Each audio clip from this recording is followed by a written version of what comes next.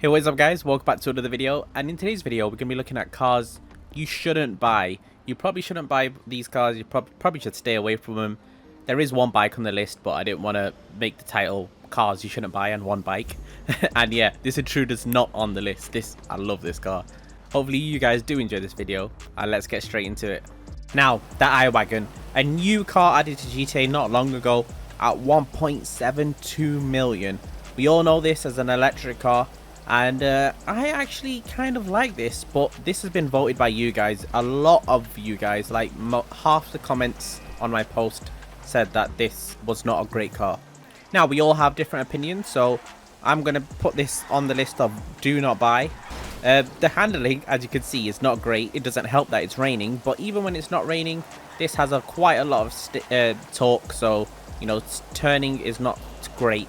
But, you know, it's a vehicle that is an SUV. We don't really expect it to be great at turning. But there's a few flaws that I agree with, like the interior. What is this interior?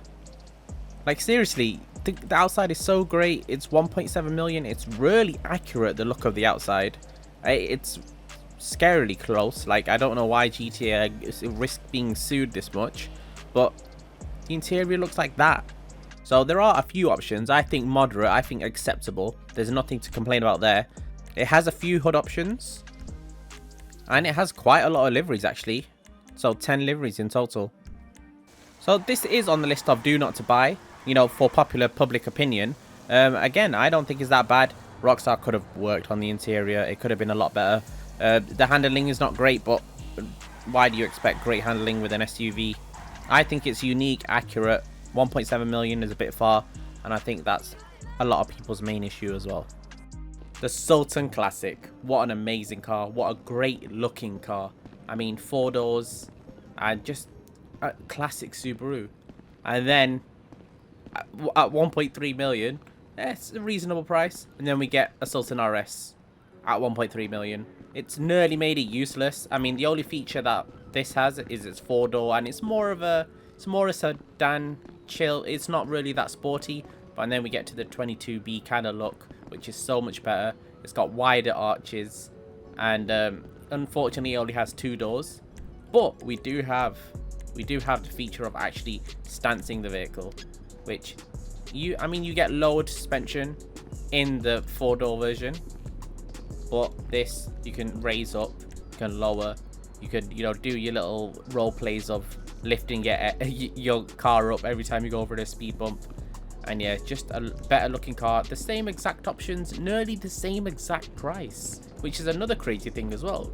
Yeah, that's the reason why the Sultan Classic, you probably don't want to buy it when you've got the Sultan RS Classic.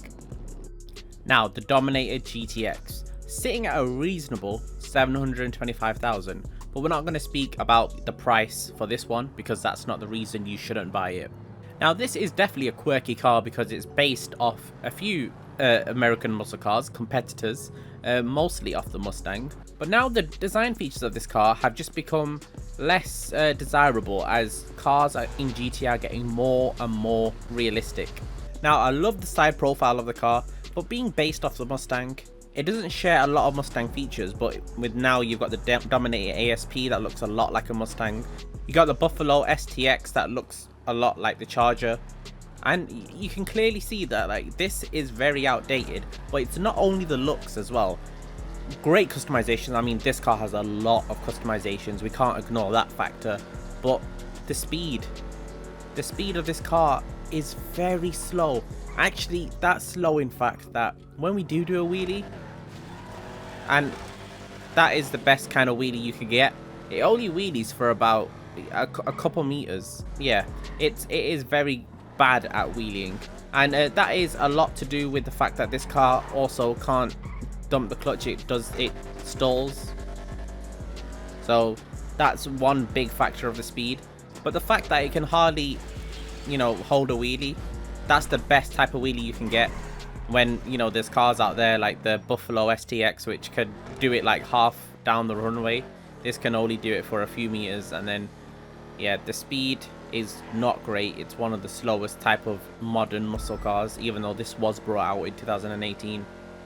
It's just not the best car to own. For the people who own this car now, it's more abandoned with these other vehicles. And yeah, it's a shame to see that, you know, I'm putting a vehicle on the list not to buy because of another vehicle. But yeah, they're my reasons. Yeah, just I would say do not buy this. Now, the Nagasaki Shinobi. Probably a bike that's been highly requested from people. People have always wanted some sort of ninja bike. And I think Rockstar took advantage of that and priced this at 2.5 million, near enough 2.5 million. There's no discount.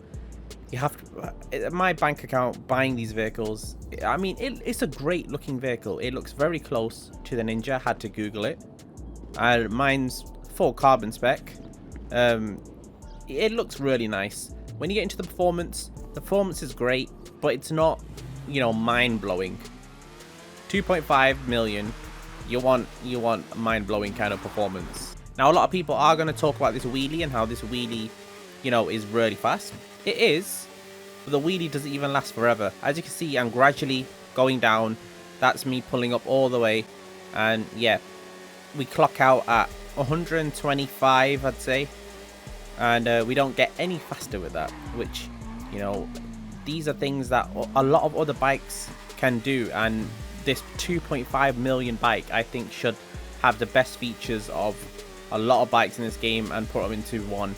As you can see, the wheelie is not unlimited. So great looking. It's got a lot of customizations, but 2.5 million, not the fastest. You know, it just looks good. And that's the only feature about it, I think. And a lot of you think as well with the community post. Now the Revolta, 1.6 million. You know, that's okay to today's standards, but this came out in the Doomsday Heist. This vehicle, it was crazy expensive back then. Let's have a look at what actual modifications this car has. And it has nothing. Nothing. It's got liveries. We got liveries, but it's got nothing. So back when this came out, you could actually put guns on it, and that sounds great. But as you see, it's not an option in LSC. You had to buy an Avenger. You had to buy an Avenger to put weapons on this thing. Now that could get crazy expensive. I mean, looks great from behind, but then when we look at the front, it looks, the only thing I can really compare this to is like a Lego car. It looks like a Lego car.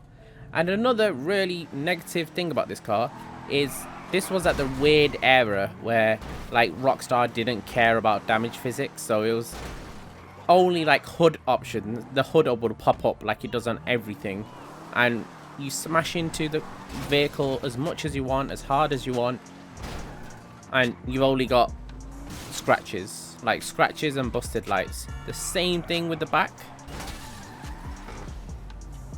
You just got scratches and no real damage physics. There's one great thing about it, which it's quite fast for a 4-door, but I mean, you've got the VSTR. In my opinion, the VSTR looks better in nearly every single way. It's cheaper, and yeah, it's also just as fast, and definitely a much better vehicle. This, I can't believe I bought it. My money is really disintegrating right now, and yeah, I'm not happy with this. Don't buy this car. Thanks so much for watching, everyone, and yeah, this is just my opinion, so you know, there are going to be some cars. Let me know what you disagree with or what you think should have been on the list. And yeah, actually this time there was mostly community cars, so you guys voted for these vehicles. Hopefully you did enjoy it. See you guys in the next one.